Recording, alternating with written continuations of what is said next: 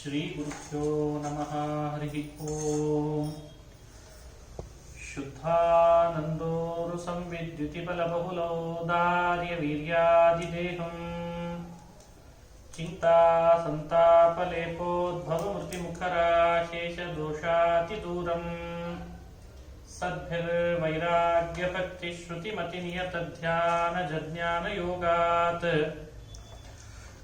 ಗಮ್ಯಂ ವಂದೇ ಮುಕುಂದಾಮಿತಮಮಲಮಲಂ ಬ್ರಹ್ಮ ವೇದಾಂತ ವೇದ್ಯಂ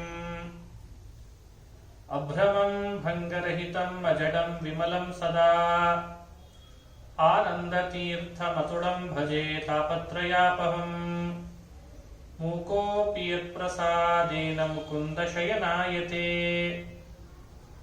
ರಾಜರಾಜಾಯತೆ ರಿಕ್ತೋ ರಾಘವೇಂದ್ರಂ ತಮಾಶ್ರಯೇ ಆಪಾದಮೌಲಿಪರ್ಯಂತಂ ಗುರುಣಾಮಾಕೃತಿಂ ಸ್ಮರೇತ್ ತೇನ ವಿಘ್ನಾಃ ಪ್ರಣಶ್ಯಂತಿ ಸಿದ್ಧ್ಯಂತಿ ಚ ಮನೋರಥಾಃ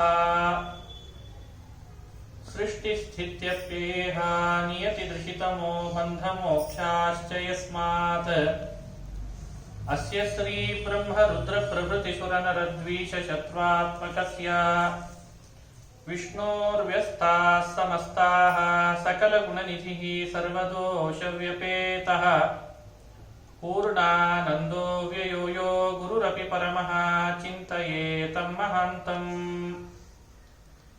ಶ್ರೀಹರಿವಾಯು ಗುರುಗಳ ಚರಣಾರವಿಂದಗಳಲ್ಲಿ ಭಕ್ತಿಪೂರ್ವಕ ಪ್ರಣಾಮಗಳನ್ನು ಅರ್ಪಿಸಿ ಶ್ರೀಕೃಷ್ಣನ ಜನ್ಮೋತ್ಸವದ ಆಚರಣೆಯ ಬಗ್ಗೆ ನಿನ್ನೆ ನಾವು ನೋಡ್ತಾ ಇದ್ವಿ. ಕೃಷ್ಣ ಹೇಗೆ ಅವತಾರ ಮಾಡಿದ, ದೇವಕಿ ವಸುದೇವರಿಂದ ಸ್ತುತ್ಯನಾದ, ಅದಾದ ಮೇಲೆ ದೇವಕಿ ವಸುದೇವರಿಗೆ ವರ ಕೊಟ್ಟ, ಅನುಗ್ರಹಿಸಿದ. ಆಮೇಲೆ ಯಶೋದೆ ಮಡಿಲಿಕ್ಕೆ ಬಂದಿದ್ದಾನೆ. ಯಶೋದೆಗೆ ಹೆಣ್ಣು ಕೂಸು ಹುಟ್ಟಿದೆಯಾ ಗಂಡು ಕೂಸು ಹುಟ್ಟಿದೆಯಾ ಅನ್ನೋ ಅರಿವಿರಲಿಲ್ಲ. ಅವಳು ಭಗವಂತನ ಮಾಯೆಗೆ ಮೋಹಿತಳಾಗಿ ನಿದ್ರಿತಳಾಗಿದ್ಲು. ನೋಡ್ತಾಳೆ, ನನ್ನ ಗಂಡು ಕೂಸು ಹುಟ್ಟಿದೆ ಅಂತ ಅವಳಿಗೆ ಭಾವನೆ ಬಂತು. ಆಗ ಸಂತೋಷಪಟ್ಲು. ಮರುದಿನದ ಸಂಭ್ರಮದ ವಾತಾವರಣ ಅದನ್ನೆಲ್ಲ ವರ್ಣನೆ ಮಾಡುತ್ತಾರೆ ದಶಮ ಸ್ಕಂದದಲ್ಲಿ. ಶ್ರೀಕೃಷ್ಣ ಪರಮಾತ್ಮ ನಂದಗೋಕುಲದಲ್ಲಿ ಬೆಳೀತಾನೆ. ಕಂಸನಿಗೆ ಸುದ್ದಿ ತಿಳಿತಂತೆ, ದೇವಕಿ ದೇವಿಯಲ್ಲಿ ಹೆಣ್ಣು ಕೂಸು ಹುಟ್ಟಿದೆ ಅಂತ. ಅವ ಬಂದು ಹೆಣ್ಣು ಕೂಸಾದ್ರೇನು ಗಂಡಾದ್ರೇನು ವಿಷ್ಣು ಹೇಳಲಿಕ್ಕೆ ಬರಲ್ಲ, ಒಮ್ಮೊಮ್ಮೆ ಅವನೇ ಹೆಣ್ಣು ಆಗಿರ್ತಾನೆ, ಮೋಹಿನಿ ಆದಂತೆ, ಅದನ್ನು ನಾನು ಕೊಲ್ಲೇಬೇಕು ಅಂತ ಕೊಲ್ಲಲಿಕ್ಕೆ ಉದ್ಯುಕ್ತನಾದ. ಕೊಲ್ಲಬೇಕು ಅಂತ ಹೊರಟಾಗ ಆಕಾಶಕ್ಕೆ ಹಾರಿತಂತ ಆ ಮಗು. ಕೈಯಿಂದ ಹಾರಿದಂಥ ದುರ್ಗೆ ಆಕಾಶದಲ್ಲಿ ಹೇಳ್ತಾಳೆ ಕಂಸನ ಕುರಿತು, ಕಂಸ ಕಿಮ್ಮಯ ಹತಯ ಮಂದ, ನನ್ನನ್ನ ಕೊಂದದ್ರಿಂದ ನಿನಗೇನ್ ಬಂದಿತ್ತೋ ಕಂಸ ಮಂದ. ಯತ್ರ ಕ್ವಚಿತ್ ಪೂರ್ವಶತ್ರು ಮಾಹಿಂಸಿ ಕೃಪಣಾಮೃತ ಇತಿ ಪ್ರಭಾಷ್ಯ ತಂ ದೇವಿ ಮಾಯಾ ಭಗವತಿ ಭುವಿ ಅಂತದೆ. ಕಿಮ್ಮಯ ಹತಯ ಮಂದ ಜಾತಃ ಖಲು ತವಾಂತಕಃ, ನನ್ನನ್ನ ಕೊಂದ್ರೆ ನಿನಗೇನ್ ಬರ್ತದೆ, ನಿನ್ನ ಅಂತಕ ಇಲ್ಲೇ ಎಲ್ಲೋ ಹುಟ್ಟಿದಾನೆ, ನೋಡ್ಕೋ ಹೋಗು ಅಂತಂದಂತ. ಯತ್ರ ಕ್ವಚಿತ್ ಪೂರ್ವಶತ್ರು, ನಿನಗೊಬ್ಬ ಪೂರ್ವಶತ್ರು ಇದ್ದಾನೆ ಅಂದ್ರೆ ವಿಷ್ಣು ಅಂತ ಅರ್ಥ. ಅವನು ಎಲ್ಲೋ ಹುಟ್ಟಿದಾನೆ, ಇಲ್ಲೇ ಎಲ್ಲೋ, ಎಲ್ಲಿ ಅಂತ ಹೇಳಲಿಲ್ಲ ನೋಡ್ರಿ. ಅವನು ವೃಥಾ ಹಿಂಸೆ ಮಾಡ್ತಾ ಇದ್ದಿ, ವ್ಯರ್ಥ ಇದು ಅಂತ ಹೇಳಿ ಅವಳು ತನ್ನ ಮಗುವಿನ ರೂಪಕ್ಕೆ ಮರಳಿ ಯಶೋದೆ ದೇವಕಿಯ ಮಡಿಲಿಕ್ಕೆ ಬಂದ್ಬಿಟ್ಲಂತೆ. ಈ ಮಾತು ಯಾವಾಗ ಆ ಕೂಸು ಹೇಳ್ತೋ ಕಂಸನಿಗೆ ಬುದ್ಧಿ ಬದಲಾಯಿತು. ದೇವಕಿಯ ಪಾದ ಹಿಡಿದು ಗಟ್ಟಿಯಾಗಿ ಅಳಲಿಕ್ಕೆ ಶುರು ಮಾಡಿದ. ತಪ್ಪಾಯಿತು, ಕ್ಷಮಿಸಿಬಿಡು, ನನ್ನ ಎಲ್ಲೋ ಹುಟ್ಟಿದೆ ಅಂತ ಹೇಳ್ತಾ ಇದೆ ಈ ಕೂಸು, ಪ್ರಾಯ ದೇವತೆಗಳು ಸುಳ್ಳು ಹೇಳ್ತಾರೆ ಅಂತ ಈಗ ಅರ್ಥ ಆಗ್ತದೆ. ದೈವಮಪ್ಯನೃತಂ ವಕ್ತಿ, ದೈವವು ಸುಳ್ಳು ಹೇಳ್ತದೆ ಅಂತ ನನಗೀಗ ಅರ್ಥ ಆಯ್ತು. ನಾನು ಮನುಷ್ಯರಷ್ಟೇ ಸುಳ್ಳು ಹೇಳ್ತಾರೆ ಅಂತ ಅನ್ಕೊಂಡಿದ್ದೆ, ಕ್ಷಮಿಸಿಬಿಡು ಅಂತ ಬೇಡ್ಕೊಂಡ. ಇಷ್ಟು ಘಟನೆ ನಡೀತು. ಯಶೋದೆ ನಂದಗೋಪನ ಮನೆ ಒಳಗೆ ಶ್ರೀಕೃಷ್ಣಾವತಾರದ ಸಂಭ್ರಮ ಆಚರಣೆ ಮಾಡ್ತಾ ಇದ್ದಾರಂತೆ. ವೇದ ತಿಳಿದ ವಿಪ್ರರನ್ನು ಕರೆಸಿದ. ಜಾತಕರ್ಮ, ಪುಣ್ಯಾವಚನ, ಸಂಸ್ಕಾರ ವಾಚಯಿತ್ವಾ ಸ್ವಶ್ಚೈನಂ ಜಾತಕರ್ಮಾತ್ಮಜಸ್ಯ ವೈ ಕಾರಯಾಮಾಸ ವಿಧಿನಾ ಪಿತೃದೇವಾರ್ಚನಂ ತಥಾ. ಮನೆಯಲ್ಲಿ ಮಗು ಹುಟ್ಟಿದಾಗ ವಿಪ್ರರನ್ನು ಕರೆಸಿ ಪುಣ್ಯವಾಚನ ಮಾಡಿಸ್ಬೇಕಂತ, ಹಾಗೂ ಜಾತಕರ್ಮ ಸಂಸ್ಕಾರ ಮಾಡಿಸ್ಬೇಕು. 10,000ಕ್ಕೂ ಹೆಚ್ಚು ಗೋದಾನ ಮಾಡಿದ್ನಂತೆ ನಂದಗೋಪ. ಹಾಗೂ ಶುದ್ಧಿಗೋಸ್ಕರವಾಗಿ ದ್ರವ್ಯದಾನ, ಸ್ನಾನ ಮತ್ತು ದ್ರವ್ಯದಾನ ಅವುಗಳನ್ನು ಮಾಡಿದ ಅಂತ ವಿವರಣೆಯನ್ನು ಕೊಡ್ತದೆ. ಮನೆಯಲ್ಲಿ ಮಕ್ಕಳು ಹುಟ್ಟಿದಾಗ ಶುದ್ಧಿಗೋಸ್ಕರವೂ ದಾನ ಮಾಡಬೇಕು ಅಂತಿದೆ. ಅದನ್ನೆಲ್ಲ ನಂದಗೋಪ ಮಾಡಿದ್ದ ವಿವರಣೆಯನ್ನ ಭಾಗವತ 10ನೇ ಸ್ಕಂಧ ತಿಳಿಸ್ತದೆ. ಹುಟ್ಟಿ ಕೆಲವು ದಿನಗಳು ಕಳೀತಾ ಇದೆ. ನಂದಗೋಪ ವರ್ಷದ ಕಪ್ಪ ಒಪ್ಪಿಸ್ಬೇಕು, ಮಥುರಾ ಪಟ್ಟಣಕ್ಕೆ ಹೋಗಿ ಹೊರಟ. ಕರೋ ವೈ ವಾರ್ಷಿಕೋ ದತ್ತು ರಾಜ್ಞೆ ದೃಷ್ಟ ವಯಂಚವಹ. ಕಪ್ಪ ಒಪ್ಪಿಸ್ಲಿಕ್ಕೆ ಹೊರಟಿದ್ದಾನೆ ನಂದಗೋಪ. ಒಪ್ಪಿಸಿದ ಕಂಸನಿಗೆ ಹೋಗಿ ಬರುವಾಗ ಪುನಃ ನಂದಗೋಕುಲಕ್ಕೆ ಬರುವಾಗ ವಸುದೇವನನ್ನು ಭೇಟಿಯಾದ್ರಾಯ್ತು ಅಂತ ಭೇಟಿಯಾಗಿ ಬರ್ಲಿಕ್ಕೆ ಹೋದಂತ. ಆಗ ವಸುದೇವ ಹೇಳ್ತಾನೆ, ನಂದಗೋಪ ಬಿಟ್ಬಿಟ್ಟಿಯ ಮಗುನ್ನ ಅಂತ ಕೇಳಿದ್ನಂತ. ನನಗೆ ಯಾಕೋ ಅನಿಸ್ತಾ ಇದೆ ಉತ್ಪಾತ ಆಗ್ತದೆ ಅಂತ. ನೀನು ಆ ಉತ್ಪಾತಕ್ಕೆ ಅವಕಾಶ ಮಾಡಬಾರ್ದಾಗಿತ್ತು, ಬಂದ್ಬಿಟ್ಟಿದ್ದಿ, ಈಗಲೇ ಹೊರಡು ಅಂತ ಹೇಳಿ ಕಳಿಸಿದ್ನಂತ. ನಂದಗೋಪ ಯಮುನಾ ನದಿ ದಾಟಿ ನಂದಗೋಕುಲಕ್ಕೆ ಬರೋ ಅಷ್ಟರಲ್ಲಿ ಒಂದು ಉತ್ಪಾತ ಆಗಿತ್ತು ಅಂತ. ಏನದು ಅಂದ್ರೆ, ಕಂಸ ಈ ಮಗು ಯಾವಾಗ ದುರ್ಗೆ ಹೇಳಿದ ಮೇಲೆ ಒಂದು ನಿರ್ಧಾರ ತಗೊಂಡ. ತನ್ನನ್ನ ಸಾಕಿದಂಥ ತಾಯಿ ಒಬ್ಬಳಿದ್ದು, ಅವಳಿಗೆ ಪೂತನ ಅಂತ ಹೆಸರು. ಅವಳು ರಾಮಾಯಣ ಕಾಲದಲ್ಲಿ ತಾಟಕೆಯಾಗಿದ್ಲಂತೆ. ಅವಳಿಗೆ ಹೇಳಿದ್ದ, ಎಲ್ಲೆಲ್ಲಿ 10 ದಿನದ ಒಳಗಿನ ಮಕ್ಕಳಿರ್ತಾರೆ ಅವರನ್ನು ಕೊಂದುಬಿಟ್ಟು. ನಿರ್ದಶಾನ್ವ, ದಶ ಅಂದ್ರೆ 10 ದಿನದ ಆಸ್ಪಾಸಿನಲ್ಲಿ ಹುಟ್ಟಿದ ಮಕ್ಕಳುಗಳು ಯಾರ್ಯಾರಿದ್ದಾರೆ ಎಲ್ಲರನ್ನೂ ಕೊಲ್ಲು ಅಂತ ಹೇಳಿದ್ದ. ಅವಳಿಗೆ ಬಾಲಘಾತಿನಿ ಅಂತದೆ ಭಾಗವತ. ಅವಳು ಬಂದು ದೂರದಿಂದ ಜೋರಾಗಿ ಕಣ್ಣಾಡಿಸಿದ್ರೆ ಸಾಕಂತೆ ಜ್ವರ ಬರ್ತಿತ್ತಂತೆ ಮಕ್ಕಳಿಗೆ. ಹಾಗಾಗಿ ಮಕ್ಕಳನ್ನ ಎಲ್ಲರ ಕೈಯಲ್ಲಿ ಕೊಡ್ಲಿಕ್ಕೆ ಹೋಗ್ಬಾರ್ದು. ಅವ್ರದ್ದು ಏನ್ ದೃಷ್ಟಿ ಇರ್ತದೋ ಯಾರಿಗ್ ಗೊತ್ತು. ಆ ಪೂತನೆ ನಂದಗೋಕುಲಕ್ಕೆ ಬಂದು ಕಂಸನ ಪ್ರೇರಣೆಯಿಂದ ಎಲ್ಲಿ ಹುಟ್ಟಿರಬಹುದು ವಿಷ್ಣು ಅಂತ ಹುಡುಕ್ತಾ ಯಶೋದೆ ಬಡಿಲಿನಲ್ಲಿ ಕೃಷ್ಣ ಇದ್ದದ್ದು ಕಂಡು. ಯಶೋದೆಗೆ ಆಗ ನಿದ್ರೆ ಬಂಪರು ಬರ್ತಾ ಇದೆ. ಅವಳು ನಿದ್ರೆಗೆ ಜಾರ್ತಾಳೆ. ಇವಳು ಆ ಮಗುವನ್ನ ಎತ್ತುಕೊಂಡಂತ, ಕೈಯಲ್ಲಿ ಎತ್ತುಕೊಂಡು ಎದೆಯಲ್ಲಿ ತುಂಬಿಕೊಂಡು ಬಂದ ವಿಷವನ್ನ ಪಾನ ಮಾಡಿಸ್ಬೇಕು. ವಿಷ ಕುಡಿದ ಕೂಡಲೇ ಮಗು ಸಾಯ್ತದೆ ಅಂತ ಅವಳಿಗೆ ಲೆಕ್ಕ. ತಸ್ಮಿನ್ ಸ್ತನಂ ದುರ್ಜರ ವೀರ್ಯ ಮುಲ್ಬಣಂ ಘೋರಾಂಕಮಾದಾಯ ಶಿಶೋರ್ದದಾವಥ ಗಾಢಂ ಕರಾಭ್ಯಾಂ ಭಗವಾನ್ ಪ್ರಪೀಟ್ಯ ತತ್ ಪ್ರಾಣೈಃ ಸಮಂ ರೋಷ ಸಮನ್ವಿತೋ ಪಿಬತೆ. ಗಾಢಂ ಕರಾಭ್ಯಾಂ ಭಗವಾನ್ ಪ್ರಪೀಟ್ಯ, ಎರಡೂ ಕೈಯಿಂದ ಅವಳನ್ನ ಗಟ್ಟಿ ಹಿಡಿದು ಸ್ತನ್ಯಪಾನ ಮಾಡಿಸ್ತಾಳಲ್ಲ ನನಗೇನೆ ಅಂತ ಸ್ತನ್ಯಪಾನ ಮಾಡ್ತಾನಂತೆ ಕೃಷ್ಣ. ಒಳಗಿದ್ದಂತಹ ವಿಷವೂ ಕುಡ್ದ. ವಿಷ ಸಮೇತ ಅವಳ ಪ್ರಾಣವೂ ಹೀರ್ಲಿಕ್ಕೆ ಶುರು ಮಾಡಿಬಿಟ್ಟ. ಯಾವಾಗ ಪ್ರಾಣ ಹೀರ್ತಿದ್ದಾನೆ ಅವಳಿಗೆ ನೋವು ಆಗ್ತಾ ಇದೆ, ಬಾಧೆ ಆಗ್ತಾ ಇದೆ, ಕೂಗ್ಲಿಕ್ಕೆ ಶುರು ಮಾಡಿದ್ರು.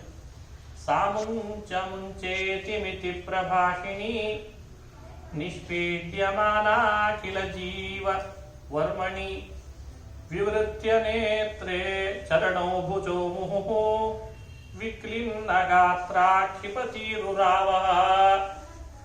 ಸಾ ಮುಂಚೇತಿ, ಅವಳು ಬಿಡು ನನ್ನ ಬಿಟ್ಬಿಡು ಕೃಷ್ಣ ಅಂತ ಕೂಗ್ತಿದ್ದಾಳಂತೆ. ಆದ್ರೆ ಕೃಷ್ಣ ಬಿಡ್ತಾ ಇಲ್ಲ. ನೀನಾಗಿ ಸ್ತನ್ಯಪಾನ ಮಾಡಿಸ್ಲಿಕ್ಕೆ ಬಂದಿ, ನೀನಾಗಿ ನನಗೆ ವಿಷ ಉಣಿಸ್ಲಿಕ್ಕೆ ಬಂದಿ, ಈಗ ನನ್ನ ಬಿಡುವಂತೀಯ ಬಿಡಲ್ಲ ಅಂತ ಕೃಷ್ಣ. ವಿವೃತ್ಯ ನೇತ್ರೇ ಚರಣೋ ಭುಜೋ ಮುಹುಃ, ಅವಳ ಕಣ್ಣು ಅಕರಾಳ ವಿಕರಾಳ, ಅವಳ ದೇಹ ಇನ್ನೂ ವಿಪರೀತ. ಬರುವಾಗ ಬಹಳ ಸ್ಫುರದ್ರೂಪಿಯಾಗಿ ಅಪ್ಸರೆಯಂತೆ ಬಂದಿತ್ಲಂತವಳು. ಅಪ್ಸರೆಯಂತೆ ಬಂದವಳ ದೇಹ ರಾಕ್ಷಸಿ ದೇಹಕ್ಕೆ ಮರಳಿತು. ಸಾಯುವಾಗ ಎಲ್ಲರದ್ದು ಬಣ್ಣ ಗೊತ್ತಾಗ್ತದಂತೆ.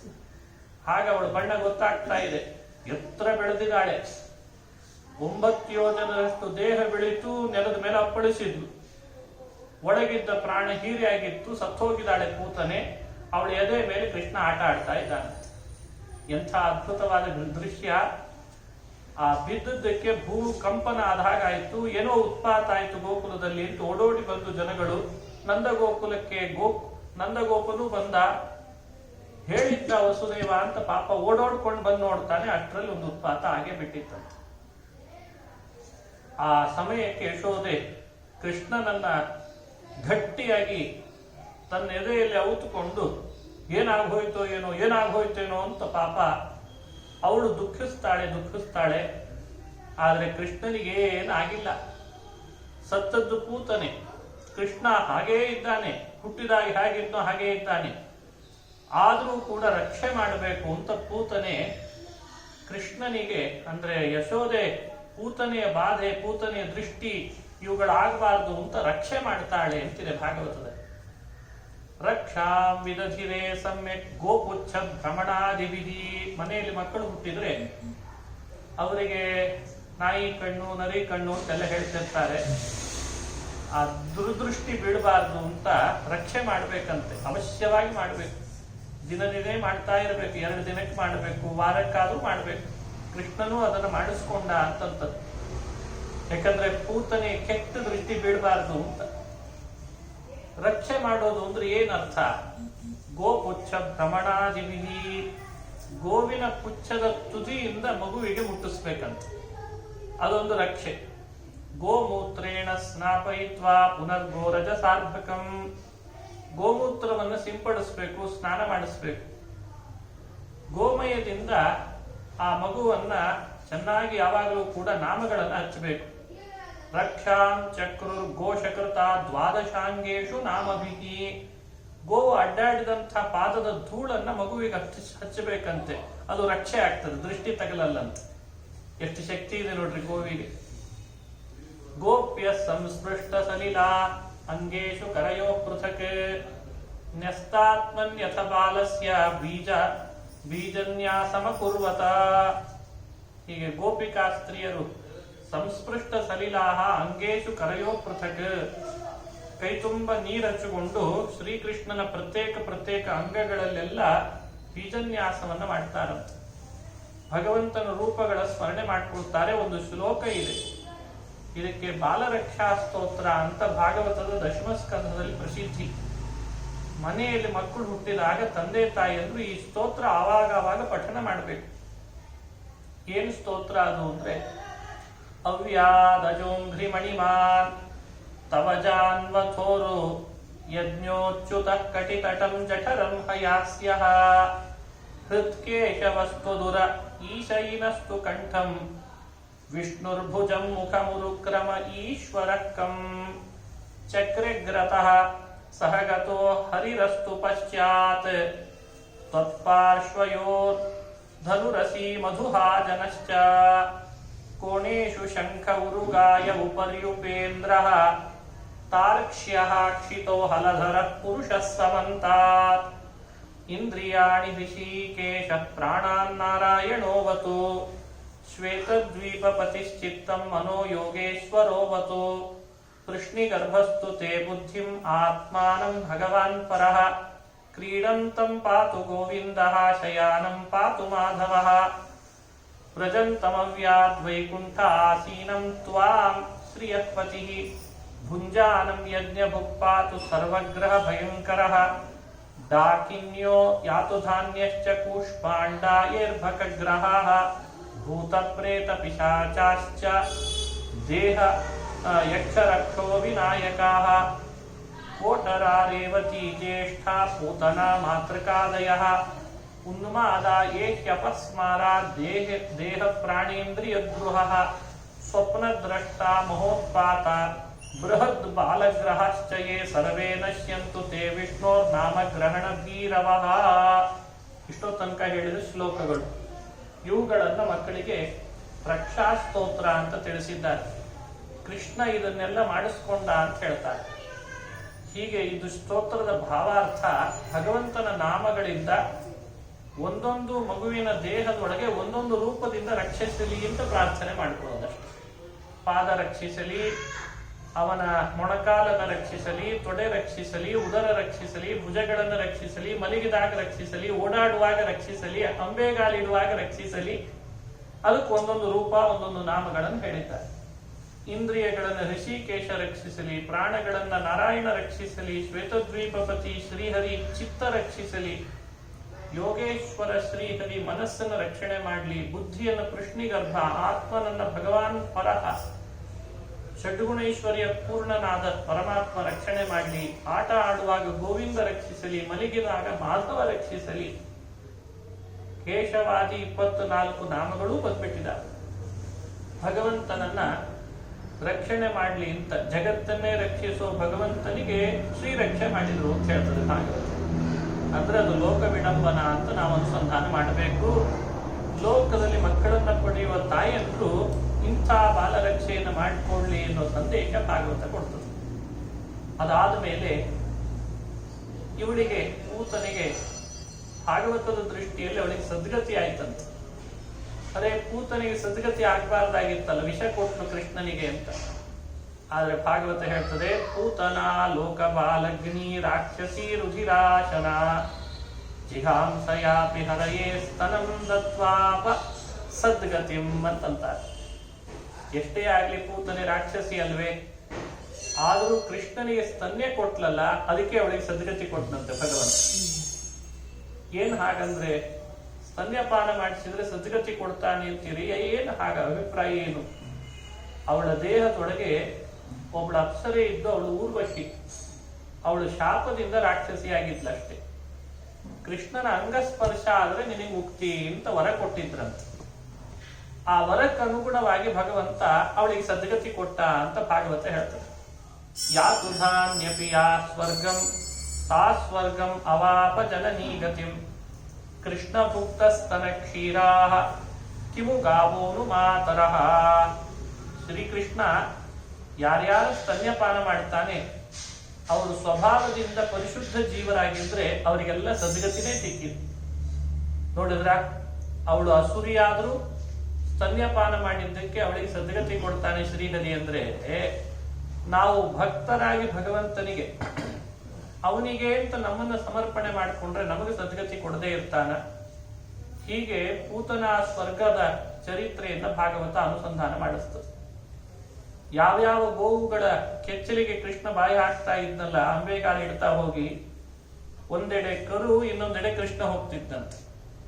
ಒಂದೆಡೆ ಕರು ಒಂದು ಕೆಚ್ಚಲಿಗೆ ಬಾಯಿ ಹಾಕಿರಬೇಕು, ಇನ್ನೊಂದೆಡೆ ಬಂದು ಕೃಷ್ಣ ಕುಡಿತಿರ್ಬೇಕಂತ. ಕರು ಕುಡಿದ್ರೆ ಸ್ವರ್ಗ ಇಲ್ಲ, ಕೃಷ್ಣ ಕುಡಿದ್ನಲ್ಲ ಸ್ವರ್ಗಕ್ಕೆ ಕಳಿಸಿದ್ದಂತ ಆ ಗೋವುಗಳನ್ನು ಹೇಳ್ತಾರೆ. ಭಗವಾನ್ ಕೃಷ್ಣ ಭುಕ್ತ ಸ್ತನ ಕ್ಷೀರಾಹ, ಕೃಷ್ಣ ಯಾವ್ಯಾವ ಆಕಳು ತಾಯಂದ್ರ ಸ್ತನ್ಯಪಾನ ಮಾಡಿದ್ದಾನೆ ಆ ಎಲ್ಲ ತಾಯಂದ್ರು ಗೋವುಗಳು ಮುಕ್ತಿಗೆ ಹೋಗಿದಾವೆ ಅಂತ ವ್ಯಾಖ್ಯಾನ ಮಾಡ್ತಾರೆ. ಎಂಥ ಅದ್ಭುತ ಇದು! ಕೃಷ್ಣಾವತಾರದಲ್ಲಿ ಕೇಳಬೇಕಾದ ಕಥೆ. ಯಾರು ಪೂತನ ಮೋಕ್ಷವನ್ನು ಶ್ರವಣ ಮಾಡ್ತಾರೆ, ಶ್ರೀಕೃಷ್ಣನ ಅರ್ಭಕ ಚೇಷ್ಟೆಯನ್ನ ಶ್ರವಣ ಮಾಡ್ತಾರೆ, ಮನಸ್ಸಿನಲ್ಲಿ ಮೆಲುಕಾಗ್ತಾರೆ, ಅವರು ಶ್ರದ್ಧೆಯಿಂದ ಆ ಶ್ರವಣ ಮಾಡಿದ್ದಕ್ಕೆ ಭಗವಂತ ಅವರಿಗೂ ಮುಕ್ತಿ ಕೊಡ್ತಾನೆ. ಯಯೇತತ್ ಪೂತನ ಮೋಕ್ಷಂ ಕೃಷ್ಣಸ್ಯಾರ್ಭಕ ಚೇಷ್ಟಿತಂ ನಿಶಮ್ಯ ಶ್ರದ್ಧಯಾ ಮರ್ತ್ಯ ಗೋವಿಂದೇ ಲಭತೆ ರತಿಂ. ಪೂತನ ಮೋಕ್ಷವನ್ನ ಶ್ರವಣ ಮಾಡ್ರಿ. ಅಸುರಿಯಾದ್ರೂ ಕೃಷ್ಣನಿಗೆ ಸ್ತನ್ಯಪಾನ ಮಾಡಿಸ್ತಾಳೆ, ಆದ್ರೆ ಭಗವಂತ ಅವಳಿಗೆ ಸದ್ಗತಿ ಕೊಡ್ತಾನೆ. ಇದು ಎಂಥ ಭಗವಂತನ ಕರುಣೆ ಅಂತ ವರ್ಣನೆ ಮಾಡ್ತದೆ. ಇದನ್ನು ಶ್ರವಣ ಮಾಡಿದ್ರೆ ಭಗವಂತನಲ್ಲಿ ಭಕ್ತಿ ಅಭಿವೃದ್ಧಿ ಆಗ್ತದಂತ. ಇಲ್ಲಿಗೆ ಈ ಅಧ್ಯಾಯ ಮುಗಿತು. ಏವಂ ಸವೃಥೆ ವಿಷ್ಣು ನಂದಗೆ ಹೇ ಜನಾರ್ದನಃ. ಹೀಗೆ ತನ್ನ ಲೀಲೆಗಳನ್ನು ತೋರಿಸ್ತಾ ಅಭಿವೃದ್ಧಿ ಆದಂತೆ ಭಗವಂತ ಎಲ್ಲರ ಕಣ್ಣಿಗೆ ಬೀಳ್ತಾ ಇದ್ದ. ಮುಂದುವರೆದ ಭಾಗದಲ್ಲಿ ಒಮ್ಮೆ ಇನ್ನೊಂದು ಘಟನೆ ಹೇಳ್ತಾರೆ. ಔತ್ಥಾನಿಕೋತ್ಸವ ಅಂತ ಮಾಡಿದ್ರಂತೆ. ಅದು ಜನ್ಮ ನಕ್ಷತ್ರ ಬಂದಿತ್ತು. ಔತ್ಥಾನಿಕೋತ್ಸವ ಅಂದ್ರೆ ಮಗು ಬೋರ್ಲ್ ಹಾಕೋದು ಅಂತ ಒಂದರ್ಥ. ಇನ್ನೊಂದರ್ಥ ಮಗು ಮನೆ ಅಂಬೆಗಾಲ್ ಇಡ್ತಾ ಇಡ್ತಾ ಹೊಚ್ಚಲು ದಾಟ್ತಂತೆ. ಹೊಚ್ಚಲು ದಾಟಿದ್ರೆ ಮನೆಯಲ್ಲಿ ಒಂದು ಹೋಳಿಗೆ ಊಟಕ್ಕೆ ಹಾಕ್ಬೇಕಂತ. ಮಗು ಬೋರ್ಲ್ ಹಾಕಿದ ದಿವಸ ಒಂದು ಹೋಳಿಗೆ ಊಟಕ್ಕೆ ಹಾಕ್ಬೇಕು ಅಂತಾರೆ ನಮ್ಮೂರ ಕಡೆ. ಅಂದ್ರೆ ಅವತ್ತೆಲ್ಲ ಒಂದೊಂದು ಪುಣ್ಯಾವಾಚನ ಮಾಡಿಸಿ ಅವತ್ತೆಲ್ಲ ವಿಪ್ರರ ಆಶೀರ್ವಾದ ಪಡಿಬೇಕು. ಊರು ಹೊರಗಿನ ದೇವಸ್ಥಾನಕ್ಕೆ ಹೋಗಿ ದೇವರ ದರ್ಶನ, ಸೋದರ ಮಾವನಿಗೆ ದರ್ಶನ ಮಾಡಿಸ್ಬೇಕು ಅಂತೆಲ್ಲ ಪದ್ಧತಿ ಇದೆ. ಅದಕ್ಕೆ ಭಗವಂತನಿಗೂ ಕೂಡ ಕೃಷ್ಣ ನನ್ನ ಮಗನಾಗಿದ್ದಾನೆ, ಊರವರೆಗಿನ ದೇವಸ್ಥಾನಕ್ಕೆ ಹೋಗೋಣ ಅಂತ ಯಶೋದೆ ಎಲ್ಲ ಗೋಪಾಲಕರನ್ನ ಗೋಪಿಕೆಯರನ್ನ ಕರೆದು ಬಂಡಿಯಲ್ಲಿ ಸಾಮಾನು ತುಂಬಿಸ್ಕೊಂಡು ಬಹಳ ಭಕ್ಷ್ಯ ಭೋಜ್ಯಗಳನ್ನು ಮಾಡಿಕೊಂಡು ಹೊರಟ್ರಂತ. ಸರಿ, ಅಲ್ಲಿ ಹೋಗುವ ದಿನ ಜನ್ಮ ನಕ್ಷತ್ರ ಇತ್ತು, ಎಣ್ಣೆ ಸ್ನಾನ ಮಾಡಿದ್ರಂತೆ. ಬಹಳ ಚಮತ್ಕಾರ, ಇದೆಲ್ಲ ಕಥೆಗಳು ವರ್ಣಿಸ್ತಾರೆ. ಕದಾಚಿದೌತ್ಥಾನಿಕ ಕೌತುಕಾಪ್ಲವೇ ಜನ್ಮರಕ್ಷಯೋಗೇ ಸಮವೇತಯೋಷಿತಾ. ಎಲ್ಲ ಹೆಣ್ಣು ಮಕ್ಕಳದ್ದು ಇದೆಲ್ಲ ಕಥೆ. ಎಲ್ಲ ಹೆಣ್ಣು ಮಕ್ಕಳು ಅವತ್ತಿನ ದಿವಸದ ಎಲ್ಲ ಉತ್ಸವದೊಳಗೆ ಮುಂದುವರೆದು ಅವರೇ ಬರ್ತಾ ಇದ್ರಂತೆ. ಹೊರಟಿದ್ದಾರೆ, ಸ್ವಲ್ಪ ದೂರ ಹೋದ್ರು, ಊರ ಹೊರಗಿನ ದೇವಸ್ಥಾನ. ಅಲ್ಲೇ ಮಾತನಾಡ್ತಾ ಬಹಳ ಜನ ಹೆಣ್ಮಕ್ಳು ಬಂದ್ರಲ್ಲ, ಯಶೋದೆ ಮಗುವನ್ನು ಮರೆತು ಬಿಟ್ಲು. ಒಂದು ದೊಡ್ಡ ಬಂಡೆ ಕೆಳಗೆ ಮಲಗಿಸಿದ್ಲು. ಮಲಗಿದೆ ಇಲ್ಲ ಕೃಷ್ಣ ಅಂತ. ಜಗತ್ತನ್ನೆಲ್ಲ ಎಬ್ಬಿಸೋನೆ ಅವನು ಮಲಗಿದಾನೆ ಅಂತ ಭ್ರಮಿಸಿ ಕೆಳಗಡೆಯಲ್ಲಿ ಮಲಗಿಸಿ ತಾನು ಯಾರ್ದೋ ಜೊತೆ ಮಾತಾಡ್ತಾ ಮೈ ಮರೆತ್ಲಂತ. ನನ್ನ ಮರೆತ್ರ ಒಂದು ಉತ್ಪಾತ ಆಗ್ತದೆ ಅಂತ ಕೃಷ್ಣ ಜಗತ್ತಿಗೆ ತೋರಿಸ್ಬೇಕಾಗಿತ್ತು. ಅದಕ್ಕೆ ತಾನು ಕಣ್ಣು ತೆಗೆದ, ಯಾವ ಬಂಡಿ ಕೆಳಗೆ ಮಲಗಿಸಿದ್ಲಲ್ಲ ಯಶೋದೆ, ಆ ಬಂಡಿಗೆ ಒಂದು ಒದ್ನಂತ. ಒದ್ದು ಕೂಡ್ಲೇನೆ ಆ ಬಂಡಿ ಕಾಲಿನ ಸ್ಪರ್ಶ ಆದ ಕೂಡಲೇ ತಲೆ ಕೆಳಗೆ ಬಿದ್ರೆ ಅಲ್ಲೊಬ್ಬ ರಾಕ್ಷಸ ಅವನು ಸತ್ತೋದು. ಅವನು ಶಕಟಾಸುರ ಅಂತ. ಅನಶಯಾನೋತ್ಥ ಶಯಾನಸ್ಯ ಶಿಶೋರನಲ್ಪಕ ಅನಶಯಾನ. ಈ ಬಂಡಿ ಕೆಳಗೆ ಮಲಗಿದಂಥ ಕೃಷ್ಣ ತಾನು ಕಣ್ಣು ತೆರೆದು ನೋಡಿದ ಕೂಡ್ಲೇನೆ ರಾಕ್ಷಸ ಕಣ್ಣಿಗೆ ಬಿದ್ದ. ಅವನು ಬಂಡಿ ರೂಪದಲ್ಲಿ ಬಂದಿದ್ದಂತೆ ನೋಡ್ರಿ. ಅವನು ಎಂಥವ, ಅವನೆಲ್ಲ ವರ ಪಡ್ಕೊಂಡು ಬಂದಿದ್ದ. ಶಿವವರ, ಪಾರ್ವತಿ ವರ ಪಡ್ಕೊಂಡು ಬರ್ತಿದ್ರು ಇವರೆಲ್ಲ ರಾಕ್ಷಸರು. ಕಂಸನ ಭೃತ್ಯ. ಅವನನ್ನ ಕೃಷ್ಣ ಕೊಂದ ಅಂತ ಕಥೆ ಹೇಳ್ತದೆ. ವಿಧ್ವಸ್ತನಾನಾರಸ ಕುಪ್ಯ ಭಾಜನಂ ವ್ಯತ್ಯಸ್ತ ಚಕ್ರಾಕ್ಷ ವಿಭಿನ್ನ ಕೂಬರಂ. ಯಾವ ಬಂಡಿ ಕೃಷ್ಣ ಒದ್ದಿದ್ದಾನೆ ಅದರ ಮೇಲ್ಗಡೆಯಲ್ಲಿ ನಾನಾ ರಸ ಕುಪ್ಯ ಭಾಜನಂ, ಭಕ್ಷ್ಯ ಭೋಜ್ಯಗಳನ್ನೆಲ್ಲ ಅಲ್ಲೇ ಇಟ್ಟಿದ್ರಂತೆ. ಆ ಭಕ್ಷ್ಯ ಭೋಜ್ಯಗಳೆಲ್ಲ ಚೆಲ್ಲು ಹೋಯ್ತಂತೆ. ಇವನು ಸತ್ತೋದ. ಮತ್ತೆ ಉತ್ಪಾತ ಆಯ್ತು. ನೋಡಿದ್ರು ಯಶೋದೇನು ಬೈಲಿಕ್ಕೆ ಶುರು ಮಾಡಿದ್ರು. ನಿನಗೇನು ಬುದ್ಧಿಗಿದ್ದಿದ್ದೇನಾ? ಸಣ್ಣ ಮಗುವನ್ನ ಹಾಗೆ ಮಲಗಿಸಿ ಮರ್ತು ಬಿಟ್ಟೆಲ್ಲ ಅವನನ್ನ. ಅದೇ ಕೃಷ್ಣ ತೋರಿಸ್ತಾನೆ, ನನ್ನನ್ನ ಮಲಗಿಸಿ ನಾನೇ ನಿದ್ರೆಗೆ ಜಾರಿದ್ದೇನೆ ಅಂತ ಯಾರ್ಯಾರು ಮರೀತಾರೋ ಅವರಿಗೆಲ್ಲ ಆಪತ್ತು ಬರ್ತದೆ, ಬಯಸ್ಕೊಳ್ತಾರೆ ಅವರೆಲ್ಲ. ನನ್ನ ಯಾವಾಗಲೂ ಸ್ಮರಣೆ ಮಾಡ್ತಾ ಇರಬೇಕು. ಸ್ಮರ್ತವ್ಯ ಸತತಂ ವಿಷ್ಣು ವಿಸ್ಮರ್ತವ್ಯೋ ನ ಜಾತುಚಿತ್ ಸರ್ವೇ ವಿಧಿ ನಿಷೇಧಾಸ್ಯು ಏತಯೋರೇವ ಕಿಂಕರಾಹ. ಭಗವಂತನನ್ನ ಸದಾ ಸ್ಮರಣೆಯಲ್ಲಿ ಇಟ್ಟುಕೊಳ್ಬೇಕು. ಯಾವ ಕಾರಣಕ್ಕೂ ಅವನನ್ನು ಮರೆಯೋ ಹಾಗಿಲ್ಲ. ಮರೆತರೆ ಉತ್ಪಾತ ಆಗ್ತದೆ. ಹಾಗಾದ್ರೆ ನಾವು ಎಚ್ಚರಿಕೆಯಿಂದ ಇರಬೇಕು. ಯಾವಾಗ ನಮಗೆ ಉತ್ಪಾತ ಆಗಿದೆ, ಪ್ರಾಯ ಅದ್ರ ಹಿಂದೆ ದೇವರನ್ನು ಯಾವಾಗಲೂ ಮರ್ತಿದ್ದೇವೆ ಅಂತ ಹೇಳಿ ಅರ್ಥ. ಕೂಡ್ಲೆ ಎತ್ತುಕೊಂಡು ನಂದಗೋಪ ಜಪಿಸಿದ. ಆ ಸಮಯಕ್ಕೆ ಬಹಳ ಆತಂಕ ಆಯ್ತು. ಈ ಮಗು ಹುಟ್ಟಿ ಬರ್ತಿರ್ಲಿಕ್ಕೆ ಎಂತೆಂಥ ಘಟನೆಗಳು ನಡೀತಾ ಇದೆಯಲ್ಲ ಅಂತ. ಸ್ವಲ್ಪ ಆಮೇಲೆ ಪುನಃ ಸಹಿಸಿಕೊಂಡು ಅವತ್ತಿನ ಕಾರ್ಯ ಮುಗಿಸ್ಕೊಂಡು ಮನೆ ಕಡೆಗೆ ಬಂದ್ರಂತ. ಇದು ಶಕಟಾಸುರ ಸಂಹಾರ ಅಂತ. ಶಕಟನ ಸಂಹಾರ ಆಗಿ ಕೆಲವು ದಿನಕ್ಕೆ ಮತ್ತೊಂದು ಘಟನೆ ನಡೀತಂತೆ. ಏಕದಾ ರೋಹಮಾರೂಢಂ ಲಾಲಯಂತಿ ಸುತಂ ಸತಿ ಗರಿಮಾಣಂ ಶಿಶೋರ್ವೋಢಂ ನಸೇಹೇ ಗಿರಿಕೂಟವತ್. ಶ್ರೀಕೃಷ್ಣನನ್ನ ತೊಡೆ ಮೇಲೆ ಹೊತ್ತಿದ್ದಾಳೆ. ಬೆಟ್ಟದಷ್ಟು ಭಾರ ಆದ ಕೃಷ್ಣ. ಅರೆ ಹೀಗ್ಯಾಕಾಯ್ತು ನನ್ನ ಮಗು ಅಂತ. ಎತ್ತುಕೊಳ್ಳಿಕ್ಕೆ ಆಗ್ತಾ ಇಲ್ಲ. ಕಾಲೆಲ್ಲ ಅವಳಿಗೆ ಜೂಮ್ ತುಂಬೋದು ಅಂತಾರಲ್ಲ, ಕಾಲೆಲ್ಲ ಹಿಡುತ್ತಂತೆ. ಅಯ್ಯೋ ಕೃಷ್ಣ, ನೀನ್ ಎತ್ತಲಿಕ್ಕೆ ಆಗ್ತಿಲ್ಲ ಅಂತ ಭೂಮಿ ಮೇಲೆ ಮಲಗಿಸ್ಬಿಟ್ಟು.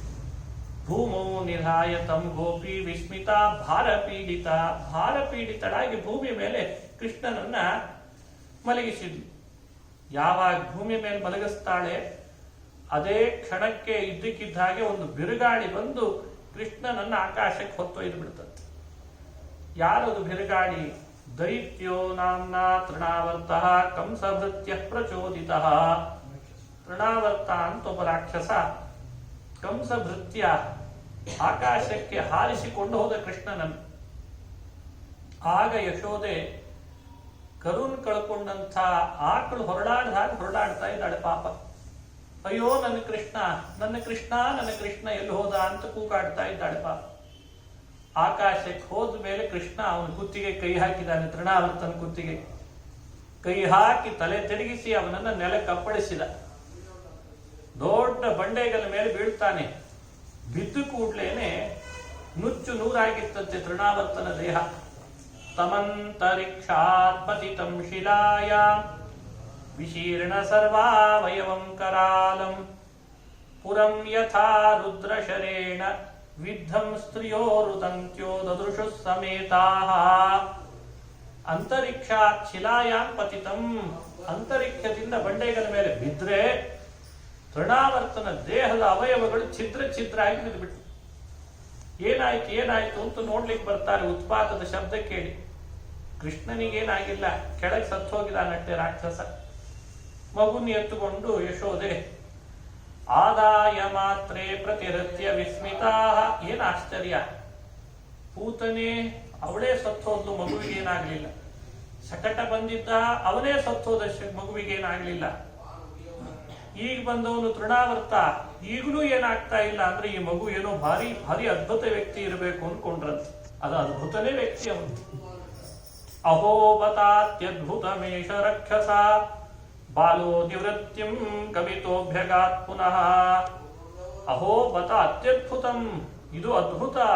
ಮೂರು ಬಾರಿ ಈ ತರದ ಆತಂಕಕ್ಕೆ ಒಳಗಾದರೂ ಮಗುವಿಗೇನಾಗ್ತಾ ಇಲ್ಲ ಅಂದ್ರೆ ಯಶೋದೆ ಏನೋ ಭಾರಿ ಅದ್ಭುತ ವ್ಯಕ್ತಿ ಹುಟ್ಟಿದಾನೆ ನಿನಗೆ ಅಂತಂದ್ರಂತ. ನೋಡಿ, ಕೃಷ್ಣನನ್ನ ಮಗನನ್ನಾಗಿ ಪಡೆದಂಥ ಯಶೋದೆಗೆ ಎಷ್ಟು ದೊಡ್ಡ ಕೀರ್ತಿ ಬರ್ತಿತ್ತು ಒಂದೆಡೆ. ಅವನನ್ನೇ ಮರೆತಾಗ ಅವಳಿಗೂ ಉತ್ಪಾತ ಆಗ್ತಾ ಇತ್ತು, ವಿಪತ್ತು ಬರ್ತಿತ್ತು. ಹೀಗೆ ಭಾಗವತ ಕೃಷ್ಣನ ಚರಿತ್ರೆಯನ್ನ ಬಹಳ ಚಮತ್ಕಾರವಾಗಿ ವರ್ಣನೆ ಮಾಡ್ತಾ ಬರ್ತದೆ. ಇನ್ನೊಮ್ಮೆ ಭಗವಂತ ಕೃಷ್ಣ ಸ್ತನ್ಯಪಾನ ಮಾಡ್ತಾ ಇದ್ದ. ಹೊಟ್ಟೆ ತುಂಬಾ ಹಾಲು ಕುಡ್ದಿದ್ದಾನೆ. ಏಕದಾರ್ಭಕಮಾದಾಯ ಸ್ವಾಂಕಮಾರೋಪ್ಯ ಭಾಮಿನಿ. ಜಗದೊಡೆಯ ಹಾಲಿನ ಸಮುದ್ರದಲ್ಲಿ ಮಲಗುವ ಕೃಷ್ಣ ಭೂಮಿಯ ಮೇಲೆ ಬಾಲರೂಪನಾಗಿ ಬಂದಾಗ ಯಶೋದೆಯ ಸ್ತನ್ಯಪಾನ ಮಾಡ್ತಾ ಇದ್ದಂತೆ ಬಿಡದೆ. ಯಾಕಂದ್ರೆ ತಾಯಂದರಿಗೆ ಮಕ್ಕಳು ಸ್ತನ್ಯಪಾನ ಮಾಡಿದ್ರನ್ನೇ ಅವರು ಸಶಕ್ತರಾಗ್ತಾರೆ. ಅವಳಿಗೆ ಅದೊಂದು ಆನಂದ. ಅದನ್ನ ಭಗವಂತ ಮಾಡ್ತಾ ಇದ್ದ.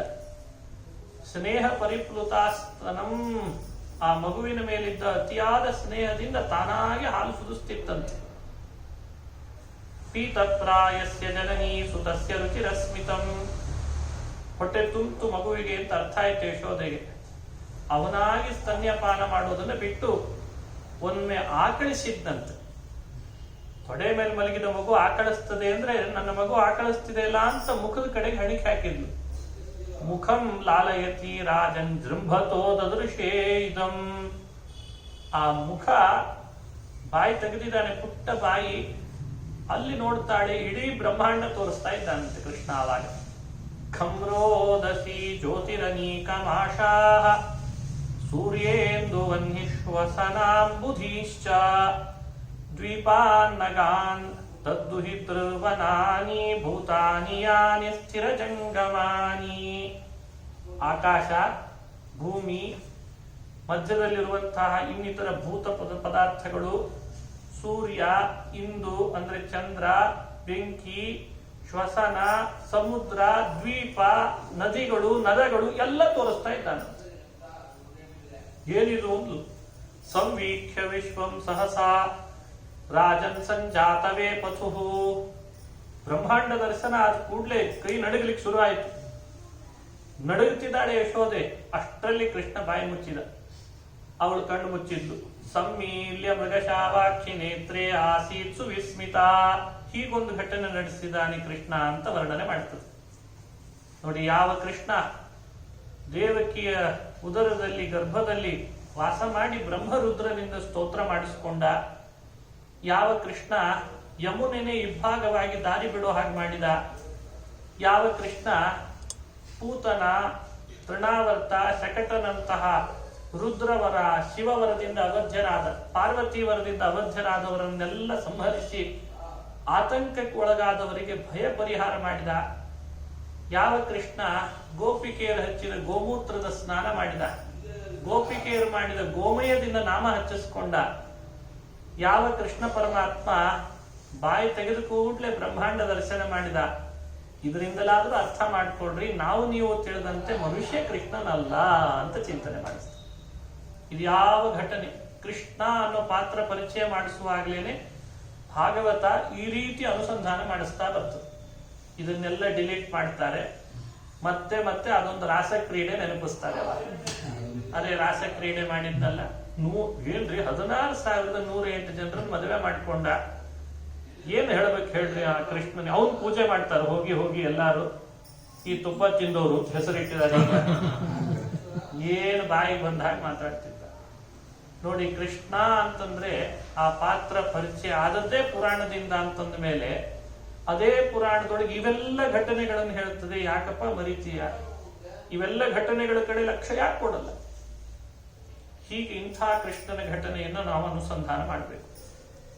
ಕೆಲವು ದಿನಗಳು ಕಳೆದ ಮೇಲೆ ವಸುದೇವ ತನ್ನ ಮಗನಿಗೆ ನಾಮಕರಣ ಸಂಸ್ಕಾರ ಆಗಲಿ ಅಂತ ಗರ್ಗಾಚಾರ್ಯನ ಕೊಟ್ಟು ಕಳಿಸಿದ್ದಂತೆ.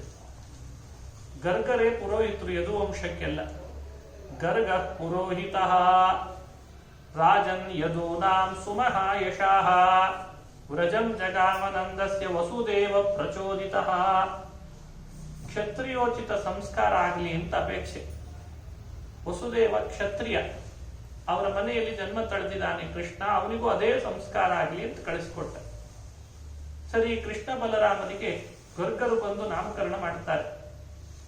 ನಂದಗೋಪ ಗರ್ಗರನ್ನ ಸ್ವಾಗತ ಮಾಡಿ ನಾಮಕರಣ ಮಾಡ್ರಿ ಅಂತ ಹೇಳಿದ್ರೆ ಗರ್ಗಾಚಾರ್ಯ ಅಂತಾರೆ, ನಾಮಕರಣ ಮಾಡ್ತೇನೆ ಅಂತಿದ್ದೀನಿ, ಇವನಿಗೆ ಏನ್ ನಾಮ ಇಡಬೇಕು ಅಂತ ಹೇಳಿ ಗೊತ್ತಾಗ್ತಿಲ್ಲ ಅಂದ್ರಂತವ್. ಯಾಕೆ ಹಾಗಂತೀರಿ ಅಂದ್ರೆ ಗರ್ಗಾಚಾರ್ಯ ಹೇಳಿದ ಮಾತು. ಅಲ್ಲೋ ನಂದಗೋಪ, ಯಾರು ಅನ್ಕೊಂಡಿದ್ದಿ ಇವನನ್ನ? ಇವನಿಗೆ ಒಂದು ನಾಮ ಅಂತ ನಾವಿಟ್ರೆ ಅದು ತಪ್ಪಾಗ್ತದೆ, ಯಾಕಂದ್ರೆ ಇದ್ದ ನಾಮಗಳೆಲ್ಲ ಇವಂದೇ ಅಂತಂದ್ರ. ಬಹೂನಿ ಸಂತಿ ನಾಮಾನಿ ರೂಪಾಣಿ ಚ ಸುತಸ್ಯತೆ. ನಿನ್ನ ಮಗನಿಗೆ ಬಹಳ ರೂಪ ಇದೆ, ಬಹಳ ನಾಮಗಳಿದೆ ಅಪ್ಪ. ಅದು ಆ ಗುಣ, ಆ ಕರ್ಮಕ್ಕೆ ಅನುಗುಣವಾಗಿ ಆ ನಾಮಗಳು ವ್ಯಕ್ತ ಆಗ್ತಿರ್ತಾರೆ.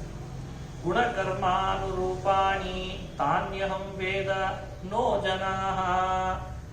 ಎಲ್ಲ ರೂಪ, ಎಲ್ಲ ನಾಮ ಅವನ ಗುಣ ಹಾಗೂ ಅವನ ಕ್ರಿಯೆ ಅದಕ್ಕನುಗುಣವಾಗಿ ವ್ಯಕ್ತ ಆಗ್ತಿರ್ತಾವೆ. ನಾನು ಅದನ್ನ ತಿಳಿದಿದ್ದೇನೆ, ಈ ಅದ್ಯ ಜನಗಳಿಗೆ ಇದು ಅರ್ಥ ಆಗಲ್ಲ ಅಂತಂದ್ರ. ನೋಡಿ, ಗರ್ಗಾಚಾರ್ಯ ನಾಮಕರಣ ಮಾಡ್ಲಿಕ್ಕೆ ಬಂದವರು, ಅವರು ಜ್ಯೋತಿಷ್ಯ ಶಾಸ್ತ್ರದ ಪ್ರವರ್ತಕರು, ಸಾಧಾರಣ ಅಲ್ಲ. ಜ್ಯೋತಿಷಾಂ ಅಯವನಂ ಸಾಕ್ಷಾತ್ ಯತ್ತಜ್ಞಾನಂ ಅತೀಂದ್ರಿಯಂ. ಅವರಿಗೆ ಮುಂದೇನಾಗ್ತದೆ, ಹಿಂದೇನಾಗಿತ್ತು ಎಲ್ಲ ಗೊತ್ತಿತ್ತಂತೆ, ಅತೀಂದ್ರಿಯ ಕಣ್ಣಿಗೆ ಬೀಳ್ತಿತ್ತಂತವ್ರು. ಪ್ರಣೀತಂ ಭವತಾ ಏನ ಪುಮಾನ್ ವೇದ ಪರಾವರಂ. ಅಂಥ ವ್ಯಕ್ತಿಗಳು ಬಂದು ಶ್ರೀಕೃಷ್ಣನ ಬಗ್ಗೆ, ಸಾಧಾರಣನಲ್ಲ ಇವನು, ಸಾಕ್ಷಾತ್ ನಾರಾಯಣನೇ ನಿನ್ನ ಮಗನಾಗಿದ್ದಾನೆ ಅಂತ ಹೇಳಿದ್ರು. ನೋಡಿ, ಇದನ್ನ ರೆಫರೆನ್ಸ್ ಆಗಿ ತಗೊಳ್ಬೇಕೋ ಬೇಡ? ವಿಚಾರವಾದಿಗಳು ಇದು ಯಾವುದೂ ಹೇಳಲ್ಲ. ಇವನು ಯಾರು ಅಂತ ತಿಳಿದಿದೆಯಪ್ಪ, ಇವನು ಸಾಕ್ಷಾತ್ ನಾರಾಯಣ ಅಂತ. ಆಸನ್ ವರ್ಣಾಸ್ತ್ರಯೋ ಹ್ಯಸ್ಯ ಗೃಹತೋನು ಯುಗಂ ತನೂ ಶುಕ್ಲ ರಕ್ತ ತಥಾ ಪೀತಃ ಶುಕ್ಲೋ ರಕ್ತಸ್ತಥಾ ಪೀತ ಇದಾನೀಂ ಕೃಷ್ಣತಾಂಗತಃ. ಇವನಿಗೆ 3 ಥರದ ವರ್ಣದ ರೂಪಗಳಿದ್ದಾವಪ್ಪ. ಹಿಂದೆ ಮೊದಲು ಶುಕ್ಲ ವರ್ಣದವನಾಗಿದ್ದ, ಆಮೇಲೆ ರಕ್ತವರ್ಣದವನಾಗಿದ್ದ, ಈಗ ಕೃಷ್ಣ ವರ್ಣದವನಾಗಿದ್ದಾನೆ ಅಂತ ಹೇಳಿದ್ರು. ನೋಡಿ, ಇದು ಗರ್ಗರು ಹೇಳಿದಂತ ಮಾತು. ಪ್ರಾಗಯಂ ವಸುದೇವಸ್ಯ ಕ್ವಚಿತ್ ಜಾತಸ್ತವಾತ್ಮಜಃ. ವಸುದೇವನಿಗೆ ಮಗನಾಗಿ ಮೊದಲು ಹುಟ್ಟಿದವನಿವನು, ನನಗೆ ಗೊತ್ತು ಇವನು ವಸುದೇವನ ಮಗ ಅಂತಂದ್ರಂತೆ ಗರ್ಗಾಚಾರ್ಯ. ವಾಸುದೇವ ಇತಿ ಶ್ರೀಮಾನ್ ಅಭಿಜ್ಞಾ ಸಂಪ್ರಚಕ್ಷತೆ. ವಸುದೇವನನ್ನು ನಿಮಿತ್ತ ಮಾಡಿಕೊಂಡದ್ದಕ್ಕೆ ಕೆಲವರು ಇವನನ್ನು ವಾಸುದೇವ ಅಂತ ಕರೀತಾರೆ. ನಾನು ಇವನನ್ನ ಕೃಷ್ಣ ಅಂತ ಕರಿತೇನೆ ಅಂತ ನಾಮಕರಣ ಮಾಡಿದ್ರು. ಇವನಿಂದ ನಿಮ್ಮ ದುಃಖಗಳು ಇನ್ನು ಮುಂದೆ ಪರಿಹಾರ ಆಗ್ತವೆ, ನಂದಗೋಕುಲಕ್ಕೆ ಇನ್ಯಾವ ಆತಂಕ ಇಲ್ಲ ಅಂತ ಆಗ್ತದೆ, ಅಂಥ ಮಗನನ್ನು ಪಡೆದಿದ್ದಿ ನೀನು, ರಕ್ಷಕನನ್ನ ಅಂತಂದ್ರಂತೆ. ಹೀಗೆ ಕೃಷ್ಣನ ಬಗ್ಗೆ ಗರ್ಗಾಚಾರ್ಯರು ಶ್ಲಾಘನ ಮಾಡಿ ಸ್ತೋತ್ರ ಮಾಡಿ ಕೃಷ್ಣ ಅಂತ ನಾಮಕರಣ ಮಾಡಿ ಅವ್ರು ತೆರಳುತ್ತಾರೆ. ಇದು ಕೃಷ್ಣ ನಾಮಕರಣದ ಸನ್ನಿವೇಶ ಅಂತ ವರ್ಣನೆ. ಅವನಿಗೆ ರಾಮ ಅಂತ ಮಾಡಿದ್ರು, ಇವನಿಗೆ ಕೃಷ್ಣ ಅಂತ ಮಾಡಿದ್ರು. ಆಮೇಲೆ ಕೃಷ್ಣ ನಾಮಕರಣ ಆದ್ಮೇಲೆ ಮತ್ತೆ ಚಿಗುರಿದ. ಮೊದಲೇ ಚಿಗುರೇ ಇರ್ತಾನವನು, ವ್ಯಕ್ತ ಮಾಡ್ತಿದ್ದ, ತನ್ನ ರೂಪಗಳನ್ನ ವ್ಯಕ್ತಿ ಮಾಡ್ತಿದ್ದ ಅಷ್ಟೆ. ಲೋಕದ ಜನರ ದೃಷ್ಟಿಗೆ ಅನುಗುಣವಾಗಿ ಕಳ್ತನ ಶುರು ಮಾಡಿಕೊಂಡ. ಮೊದಲು ಅಂಬೆಗಾಲಿಡ್ತಿದ್ದ, ಆಮೇಲೆ ಗೋಡೆ ಹಟ್ಟು ನಡಿಲಿಕ್ಕೆ ಶುರು ಮಾಡಿದ. ತೊದಲು ನುಡಿಯಿಂದ ಅಮ್ಮ ಅಮ್ಮ ಅಂತ ಕರೀತಿದ್ದ. ಬರ್ಬರ್ತಾ ಬಾಯೆಲ್ಲ ಸ್ಫುಟವಾಗ್ಲಿಕ್ಕೆ ಶುರು ಆಯ್ತು. ತತಸ್ತು ಭಗವಾನ್ ಕೃಷ್ಣೋ ವಯಸ್ಸೈರ್ವ್ರಜ ಬಾಲಕೈಹಿ, ತನ್ನ ಸಮವಯಸ್ಕರಾದ ಬಾಲಕರನ್ನ ಒಟ್ಟುಗೂಡಿಸುತ್ತಿದ್ದಂತೆ ಬಲರಾಮನನ್ನು ಸೇರಿಸ್ಕೊಳ್ತಿದ್ದ. ಅಲ್ಲಿದ್ದಂಥ ವ್ರಜ ಸ್ತ್ರೀಯರ ಜೊತೆಗೆ ವಿಹಾರ ಮಾಡ್ಲಿಕ್ಕೆ, ಆಟ ಆಡ್ಲಿಕ್ಕೆ ಶುರು ಮಾಡಿದ. ಕೃಷ್ಣಸ್ಯ ಗೋಪ್ಯೋ ರುಚಿರಾಧೀನ್ ಕೌಮಾರ ಚಾಪಲಾಹ, ಸಣ್ಣ ಮಕ್ಕಳಿಗೆ ಚಪಲ್ಯತೆ ಜಾಸ್ತಿ, ಅದು ತಿನ್ಬೇಕು ಇದು ತಿನ್ಬೇಕು ಅಂತ ಕೌಮಾರ ಚಾಪಲ್ಯ ಅದನ್ನು ವ್ಯಕ್ತ ಮಾಡಿದ್ದಂತೆ ಕೃಷ್ಣ. ಶೃಣ್ವಂತ್ಯಾಃ ಕಿಲ ತನ್ಮಾತು ಇತಿ ಹೋಚು ಸಮಾಗತಾಃ, ಕಳ್ತನ ಮಾಡೋದು, ಹಾಲು ಕದಿಯೋದು, ಬೆಣ್ಣೆ ಕದಿಯೋದು, ಹ್ಯಾಕ್ ಕದೀತಿದ್ದ ಅಂತ ಬಾಲ್ಯಲೆ ವರ್ಣನೆ ಮಾಡಿದೆ ಭಾಗವತ. ವತ್ಸಾನ್ ಮುಂಚನ್ ಕ್ವಚಿದ ಸಮಯೇ ಕ್ರೋಶ ಸಂಜಾತಃ ಸಹ ಸ್ಥೇಯಂ ಸ್ವಾದ್ವತ್ಯಥ ದಧಿಪಯಃ ಕಲ್ಪಿತೈಸ್ತೇಯಯೋಗೈಃ ಮರ್ಕಂ ಭೋಕ್ಷ್ಯನ್ ವಿಭಜತಿ ಸಚೇನ್ನಾಸ್ತಿ ಭಾಂಡಂ ಹಿನತ್ತಿ ದ್ರವ್ಯಾಲಾಭೆ ಸುಹೃಷ ಕುಪಿತೋ ಯಾತ್ಯನುಕ್ರೋಶ್ಯ ತೋಕಾನ್. ಇದು ಕೃಷ್ಣನ್ ಬಾಲ್ಯಲೆ. ಮರ್ಕಂ ಭೋಕ್ಷ್ಯನ್ ಅಂತಾರೆ. ವತ್ಸಾನ್ ಮುಂಚನ್, ಮೆಲ್ಲನೆ ನಡೆದು ಬಂದು ಗೋವುಗಳು ಕಟ್ಟಾಕಿದ ಕೊಟ್ಟಿಗೆಯಲ್ಲಿ ನುಗ್ಗುತ್ತಿದ್ದಂತೆ ಕೃಷ್ಣ. ಅಲ್ಲಿ ಕರುನ ದೂರ ಕಟ್ಟಿರ್ತಿದ್ರು ಪಾಪ ತಾಯಿಯಿಂದ. ಶ್ರೀಕೃಷ್ಣ ಕರುವಿನ ಹತ್ರ ಹೋಗಿ ಅದಕ್ಕೆ ಕಟ್ಟಿದ ಹಗ್ಗ ಬಿಚ್ಚಿಬಿಡ್ತಿದ್ರು. ಇವ್ರು ಬೈಯೋರು, ಯಾಕೋ ಬಿಚ್ಚಿದೆ ಕೃಷ್ಣ, ಹಾಲೆಲ್ಲ ಅದೇ ಕುಡಿದು ಬಿಡ್ತದೆ, ನಾವೇನ್ ಕುಡಿಯೋಣ, ನಾವೇನ್ ಕರಿಯೋಣ ಅಂತ ಕೂಗಾಡ್ತಿದ್ರು. ಕೃಷ್ಣ ಸುಮ್ಮನೆ ನೋಡ್ತಾ ನಿಲ್ತಿದ್ದಂತೆ. ಬಹಳ ಕೂಗಾಡಿದ್ರೆ ನಗುತ್ತಿದ್ನಂತಷ್ಟೇ. ವತ್ಸಾನ್ ಮುಂಚನ್ ಕ್ವಚಿದ ಸಮಯೇ ಕ್ರೋಶ ಸಂಜಾತಃ ಸಹ ಸ್ಥೇಯಂ ಸ್ವಾದ್ವತ್ತಿ. ಭಾಗವತದ ದೃಷ್ಟಿ ನೋಡ್ರಿ ಹಾಗಿದೆ. ಕಳತನ ಮಾಡಿದ್ರೆ ರುಚಿ ಜಾಸ್ತಿ ಅನ್ನೋ ಹಾಗೆ ಕಳತನ ಮಾಡಿ ತಿಂತಿದ್ದಂಥದನ್ನು. ಸ್ಥೇಯಂ ಸ್ವಾದ್ವತ್ತಿ ದಧಿಪಯಃ ಕಲ್ಪಿತೈಸ್ತೇಯ ಯೋಗೈಹಿ. ಸ್ಥೇಯ ಅಂದ್ರೆ ಕಳತನ. ಆ ಕಳತನವನ್ನು ಉಪಾಯ ಮಾಡ್ತಿದ್ದ, ಅದನ್ನ ಮಾಡ್ಲಿಕ್ಕೆ ಅಂತ ಹೇಳಿ. ನೋಡು, ನೀನ್ ಅಲ್ಲಿ ಆ ಬಾಗಿಲಿಂದ ಬಾ, ನೀ ಈ ಬಾಗಿಲಿಂದ ಬಾ ಅಂತ ಹೇಳಿಕೊಟ್ಟಿರ್ತಿದ್ದ. ಆಮೇಲೆ ನೀನು ಹೋಗಿ ಮೇಲ್ಗಡೆಯಲ್ಲಿ ಮಡಿಕೆ ಕಟ್ಟಿರ್ತಾರೆ, ಆ ಮಡಿಕೆ ಒಳಗೆ ತುಂಬಿಟ್ಟಿರ್ತಾರೆ, ಆ ಕುಡಿಕೆ ಒಳಗೆ ಮಡಿಕೆ ಇಟ್ಟಿರ್ತಾರೆ. ಅದನ್ನೆಲ್ಲ ತೆಗಿಬೇಕಾದ್ರೆ ನಮಗಷ್ಟು ಸಿಗಲ್ಲ. ಅದಕ್ಕೆ ನಿನ್ನ ಡುಬ್ಬದ ಮೇಲೆ ಅವನಿರ್ಲಿ, ಅವನ್ ಡುಬ್ಬದ ಮೇಲೆ ಅವನಿರ್ಲಿ, ನಿಮ್ಮೆಲ್ಲರ ಡುಬ್ಬಿದ ಮೇಲೆ ನಾನು ಇರ್ತೀನಿ ಅಂತಿದ್ದ. ಸ್ಥೇಯಂ ಸ್ವಾದ್ವತ್ಯಥ ದಧಿಪಯಃ ಕಲ್ಪಿತೈಸ್ತೇಯಯೋಗೈಃ ಮರ್ಕಂ ಭೋಕ್ಷ್ಯನ್ ವಿಭಜತಿ ಸಚೇನ್ನಾಸ್ತಿ ಭಾಂಡಂ ವಿನತ್ತಿ. ಒಂದು ವೇಳೆ ಕುಡಿಕೆ ಒಳಗೆ ಏನಾದ್ರೂ ಬೆಣ್ಣೆ ಹಾಲು ಸಿಗಲಿಲ್ಲ ಅಂದ್ರೆ ಕುಡಿಕೆಯಿಂದ ಮಡಿಕೆ ಹೊರಗೆ ತೆಗೆದು ಏನಿಟ್ಟಿಲ್ವ ನಾನು ಬಂದರೂ ಕೂಡ ಅಂತ ಹೇಳಿ ಮೇಲಿನಿಂದ ಎಸರು ಬಿಡ್ತಿದ್ದಂತದ. ಇಡೀ ಮನೆನೇ ಛಿದ್ರ ಆಗಿ ಬಿದ್ದಿರಬೇಕು, ಮಡಿಕೆಗಳ ಚೂರು ಚೂರು. ಮರ್ಕಂ ಭೋಕ್ಷ್ಯನ್ ಕ್ವಚಿದಪಿ ವಿಭಜತಿ ಸಚೇನ್ನಾಸ್ತಿ ಭಾಂಡಂ ಹಿನತ್ತಿ ದ್ರವ್ಯಾಲಾಭೆ ಸುಭೃಷ ಕುಪಿತಃ. ಇಷ್ಟು ಮಾಡಿ ಮನೆ ಅಂಗಡಗಳಲ್ಲೆಲ್ಲ ಹುಡುಕ್ತಿದ್ದ, ಅಡಿಗೆ ಮನೆಗೆ ಹೋಗ್ತಿದ್ದ, ಕೋಟಿ ಕೋಲಿಗೆ ಹೋಗ್ತಿದ್ದ. ಎಲ್ಲೂ ಏನೂ ಸಿಗದೆ ಇರೋ ಹಾಗೆ ಕೃಷ್ಣನಿಗೆ ಇಟ್ರೆ ಕೊನೆಗೆ ಮಕ್ಕಳನ್ನು ಮಲಗಿಸಿದ ಕೋಣೆ ಒಳಗೂ ಹೋಗ್ತಿದ್ದ.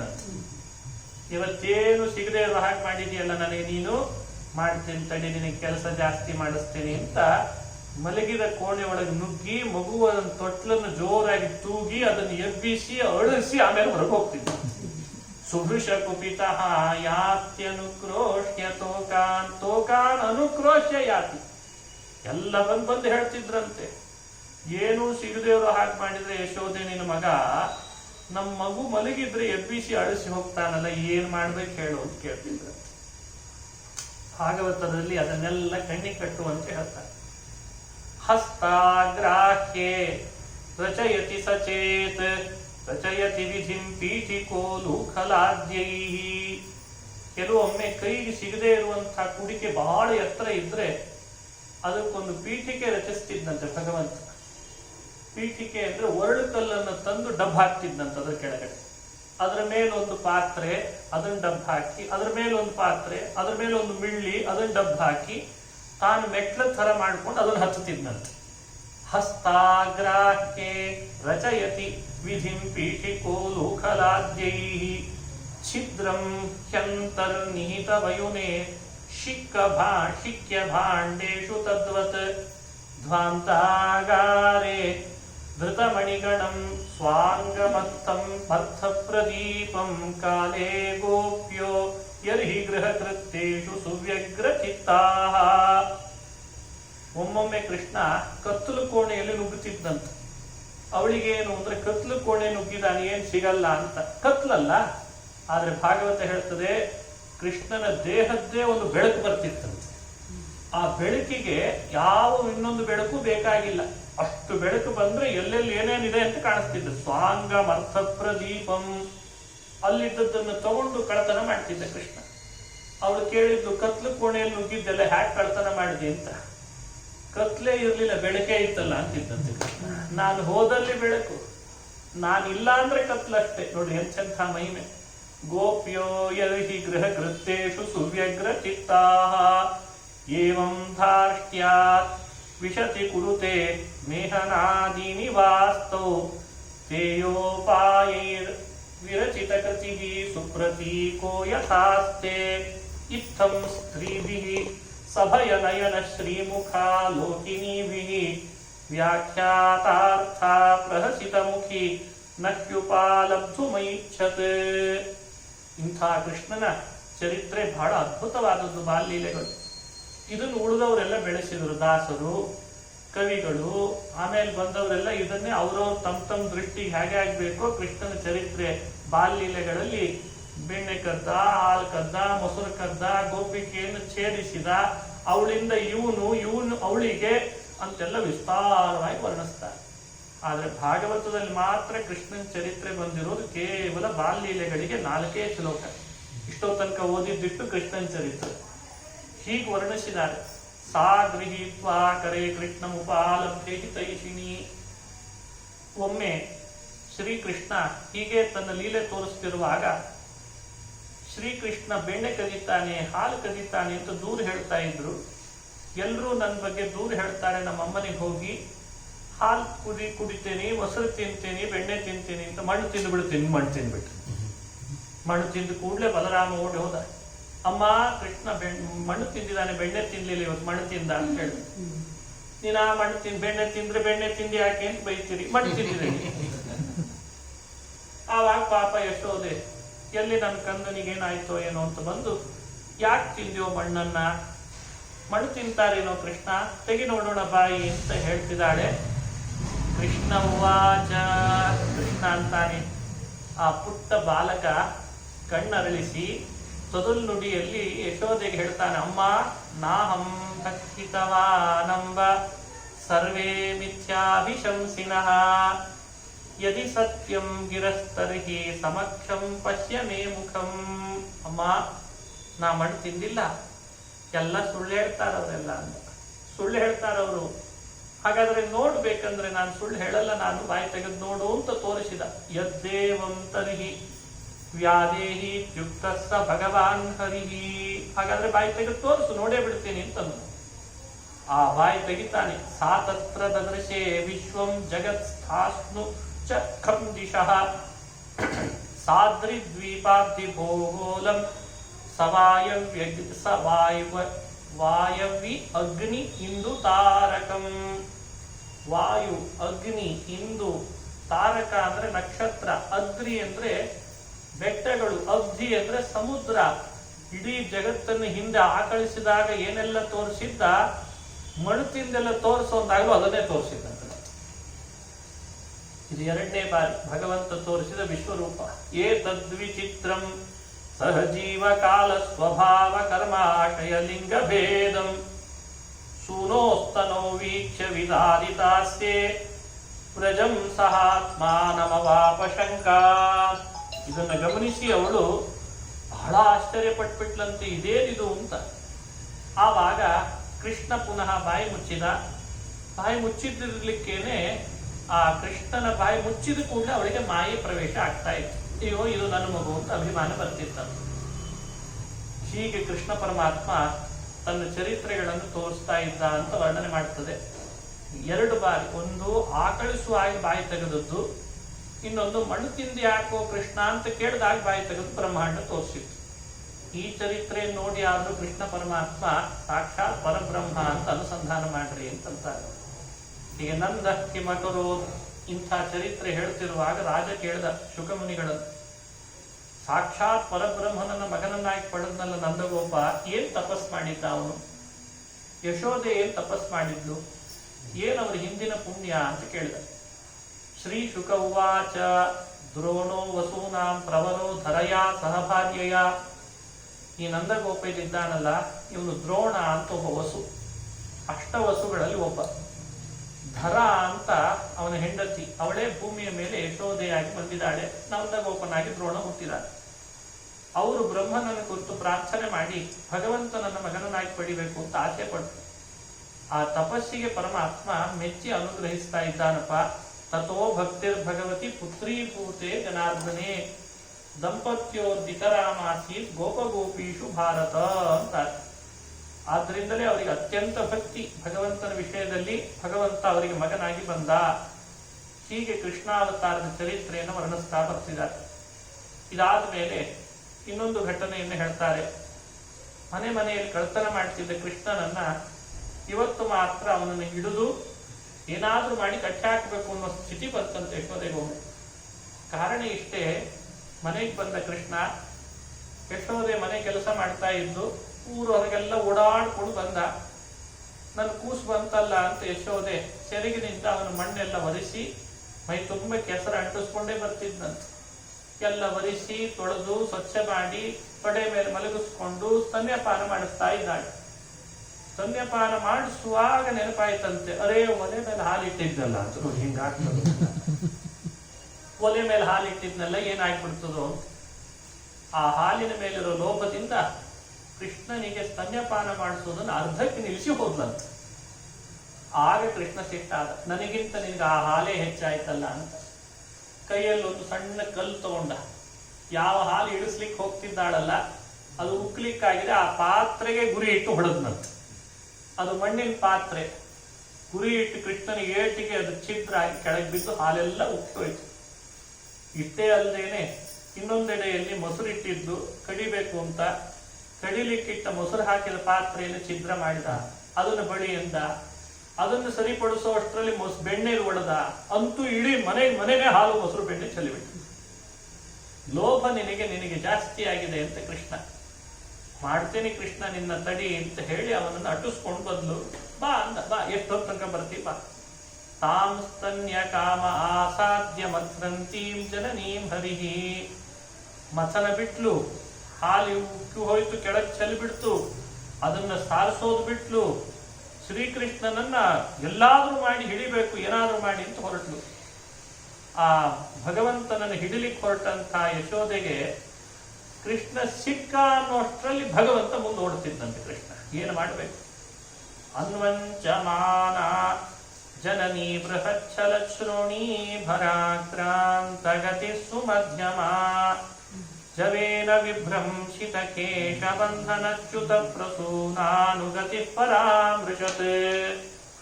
ಬಹಳ ಆಯಾಸ ಆಯ್ತಂತೆ ಯಶೋದೆ, ಕೃಷ್ಣ ಸಿಗ್ತಾ ಇಲ್ಲ. ಅನ್ವಂಚಮಾನ, ಎದೆ ಭಾರ, ನಡು ಭಾರ, ಬಹಳ ಓಡ್ತಾನೆ ಇದ್ದಾಳೆ ಪಾಪ, ಕೃಷ್ಣ ಸಿಗ್ತಾ ಇಲ್ಲ ಅವನಿಗೆ. ಆವಾಗ ಮನಸ್ಸಿನಲ್ಲಿ ಅನ್ಕೊಂಡು, ಇವನೇನ್ ನನ್ನ ಕೈ ಸಿಗಲ್ಲ ಬಿಡು ಅಂತ. ನಾನೇ ತಪ್ಪು ಮಾಡಿದ್ದೇನೋ, ಏನ್ ಹಿಡ್ದೇನು ಇವನ್ನ. ಭಾಗವತ ಹೇಳ್ತದೆ, ಸಾವಿರಾರು ವರ್ಷ ಗೆಡ್ಡೆ ಗೆಣಸು ತಿನ್ಕೊಂಡು ತಪಸ್ಸು ಮಾಡ್ಲಿಕ್ಕೆ ಕಾಡಿನಲ್ಲಿ ಕೂತ ಋಷಿಗಳ ಮನಸ್ಸಿಗೆ ಸಿಕ್ಕಿಲ್ಲ, ಇನ್ನು ಯಶೋದೆ ಕೈಗೇನು ಸಿಕ್ಕಾನು ಅಂತಾರೆ. ಮನುಷ್ಯನ ಪ್ರಯತ್ನಕ್ಕೆ ದೇವ್ರು ಸಿಗೋನಲ್ಲ, ದೇವ್ರ ಇಚ್ಛೆ ಪಟ್ರೆ ಮನುಷ್ಯನ ಕೈಗೆ ಸಿಗ್ತಾನಷ್ಟೇ. ಯಮೇ ವೈಶೌ ಋಣುತೆ ತೇನ ಲಭ್ಯ. ನಾವು ಅನ್ಕೊಂಡಿದ್ದೀವಿ, ನಾವು ಮಾಡಿದ್ವೆಲ್ಲ ಅದಕ್ಕೆ ದೇವರು ಅನುಗ್ರಹ ಮಾಡಿದ. ನಾವೇನು ಮಾಡಿವು ಪರಿಪೂರ್ಣನಿಗೆ, ಅವ ಮನಸ್ಸು ಮಾಡಿದ್ರೆ ಸಿಗಬಲ್ಲ ಅಷ್ಟೆ. ಅಂತೂ ಕೊನೆಗೆ ಸಿಕ್ಕ. ಇವಳು ಅವನನ್ನ ಹಗ್ಗದಿಂದ ಕಟ್ಲಿಕ್ಕೆ ಪ್ರಯತ್ನ ಪಟ್ಲು. ಯೇಷ ಕಿಲ ತಂಬದ್ದುಂ ದಾಮ್ನಾ ತದ್ವೀರ್ಯ ಕೋವಿದ. ಹಗ್ಗ ಕಟ್ಲಿಕ್ಕೆ ಹೋಗ್ತಾಳೆ. ತದ್ದಾಮ ಬಧ್ಯಮಾನಸ್ಯ ಸ್ವಾರ್ಭಕಸ್ಯ ಕೃತಾಗಸಃ ದ್ವ್ಯಂಗುಲೋ ನವಭೂತೇನ ಸಂದಧೇನ್ಯಚ್ಚ ಗೋಪಿಕಾ ತದಪಿ ದ್ವ್ಯಂಗುಲಂ ನ್ಯೂನಂ ಯಜ್ಯದಾದತ್ತ ಬಂಧನಂ.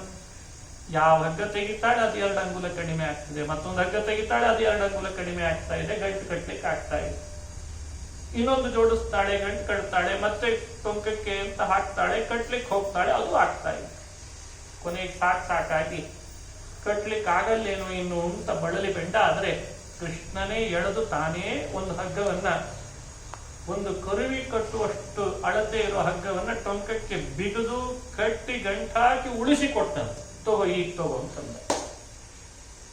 ಅವಳಿಗೆ ಅಂತೂ ಸಿಕ್ಕನಲ್ಲ ಕೃಷ್ಣ ಅಂತ ಉಳಿದ ಹಗ್ಗವನ್ನು ಒರಳಕಲ್ಲಿ ಕಟ್ತಾಳೆ ಅಂತ ಕಥೆ. ಅದೇ ಒರಳಕನ್ನು ಎಳೆದುಕೊಂಡು ಹೋಗಿ 2 ವೃಕ್ಷಗಳನ್ನು ಕೆಳಗಡೆ ಬೀಳಿಸಿದ. ಒಳಗಿದ್ದ ವೃಕ್ಷದ ಒಳಗಿದ್ದಂಥ 2 ದೇವತೆಗಳು ನಲಕೂಬರ ಮಣಿಗ್ರೀವ ಅಂತ. ಹಿಂದೆ ಕುಬೇರನ ಮಕ್ಕಳಾದವರು ಶಾಪದಿಂದ ಅವರು ವೃಕ್ಷಗಳಾಗಿದ್ರು. 106 ವರ್ಷದ ವೃಕ್ಷ, ಅರ್ಜುನ ವೃಕ್ಷ ಅಂತ ಕರೀತಾರೆ. ತನ್ನ ಅಂಗಸ್ಪರ್ಶ ಮಾಡಿಸಿದ ಒರಳುಗಳ ಸಮೇತ ಎಳ್ಕೊಂಡು ಹೋಗಿ ಆ ವೃಕ್ಷದ ರೂಪದಲ್ಲಿದ್ದವರಿಗೆ ಶಾಪ ಮುಕ್ತಿಯಾಗಿ ಅವರೆಲ್ಲ ಕುಬೇರನ ಮನೆಗೆ ಹೋದ್ರು ಅಂತ ಕಥೆ. ಹೀಗೆ ಕೃಷ್ಣ ಆಗ ಹೊಟ್ಟೆಗೆ ಹಗ್ಗ ಕಟ್ಟಿಸ್ಕೊಂಡ ಅಂತ ದಾಮೋದರ ಅಂತ. ರಾಧಾ ಕಾರ್ತೀಕ ದಾಮೋದರ ಅಂತ ಕಾರ್ತೀಕ ಮಾಸದ ಭಗವಂತನ ರೂಪ ಇದೇ ದಾಮೋದರ. ಸಯೇವ ದಾಮೋದರತಾಮವಾಪ. ಹೀಗೂ ಯಶೋದೆಗೆ ತನ್ನ ಲೀಲೆ ತೋರಿಸಿದಾನೆ. 2 ಅಂಗುಲ ಕಡಿಮೆ ಆಯಿತು ಅಂದ್ರೆ ಅಭಿಪ್ರಾಯ, ನನ್ನ ಕಟ್ಟಬೇಕಾದ್ರೆ ಭಕ್ತಿ ಹಗ್ಗದಿಂದ ಕಟ್ಟಬೇಕು. ಅದರಲ್ಲಿ 2 ಅಂಗುಲ ಯಾವುದು ಅಂದ್ರೆ ಜ್ಞಾನ ಹಾಗೂ ವೈರಾಗ್ಯ ಇರಬೇಕು. ಆ ಅಂಗುಲ ಕಡಿಮೆ ಆದ್ರೆ ನನ್ನ ಗಂಟು ಹಾಕ್ಲಿಕ್ಕೆ ಆಗಲ್ಲ ಅನ್ನೋ ತತ್ವವನ್ನು ಕೃಷ್ಣ ತೋರಿಸಿ, ನನ್ನ ಅಂಗಸ್ಪರ್ಶ ಆದ್ರೆ ಶಾಪ ಮುಕ್ತಿ ಆಗ್ತದೆ, ನನ್ನ ಅಂಗಾಂಗಗಳ ಲೀಲೆಯನ್ನು ಚಿಂತಿಸಿದ್ರೆ ಸಂಸಾರದ ಶಾಪ ದೂರ ಆಗ್ತದೆ. ಈ ತತ್ವ ತಿಳಿಸುವಂತೆ ನಲಕೂಬರ ಮಣಿಗ್ರೀವರನ್ನ ಶಾಪ ಮುಕ್ತರನ್ನಾಗಿ ಮಾಡಿ ಅನುಗ್ರಹಿಸಿದ.